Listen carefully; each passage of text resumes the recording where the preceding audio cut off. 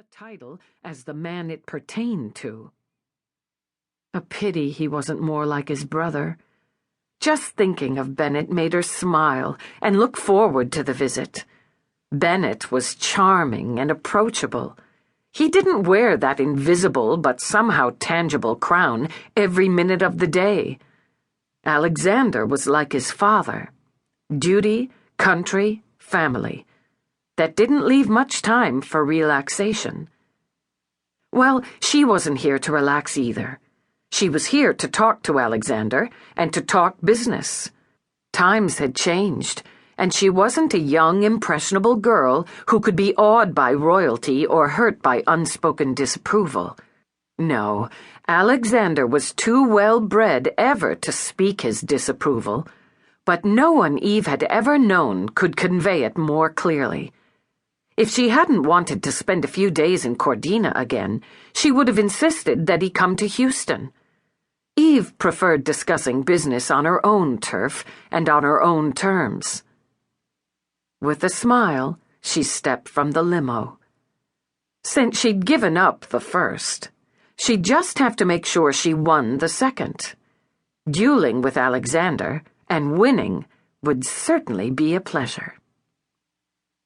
The palace doors opened just as she started up the wide stone steps. Eve stopped. Her dark blue eyes took on a wicked light as she dipped into a deep curtsy. "Your Highness." "Eve!" With a quick, pleasant laugh, Bennett bounded down the steps to her. He'd been with the horses again, she thought as his arms went around her. Their scent clung to him, earthy and real. When she'd met him 7 years before, he'd been a beautiful young man with an eye for the ladies and a good time. Drawing back to look at him, she saw he was older, certainly, but little else had changed. "It's so good to see you." He kissed her hard, but the passion was friendship and nothing more. "Too long between visits, Eve. It's been 2 years since you've been in Cordina." "I'm a working woman, Bennett." She slid her hands down to clasp his. "How are you? If looks mean anything, you're marvelous, and if the scandal sheets mean anything, you're very busy." "All true." He grinned, and his clean-lined, almost poetic face became irresistible. "Come inside. I'll fix you a drink. No one's told me how long you're staying." "That's because I'm not sure myself.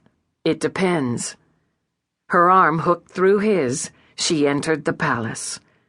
It was cool, white, and wide.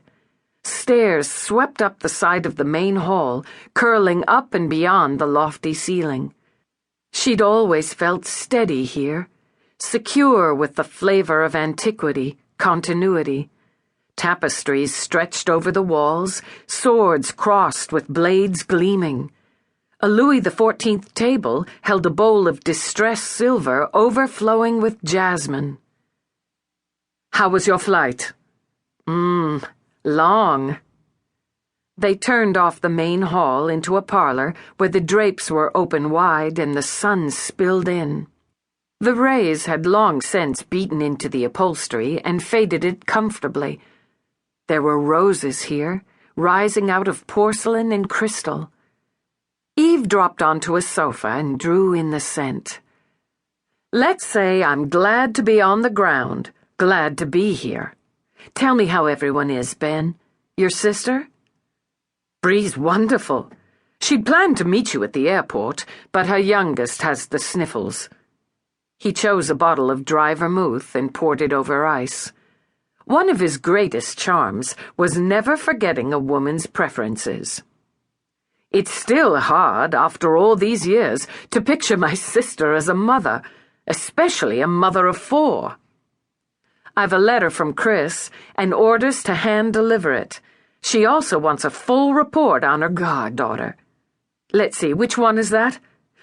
Camilla. I can tell you firsthand she's a scamp. Drives her brothers mad. That's what sisters are for." Smiling, she accepted the drink. "And Reeve?" "He's fine, though there's no doubt he'd be more comfortable if they were settled."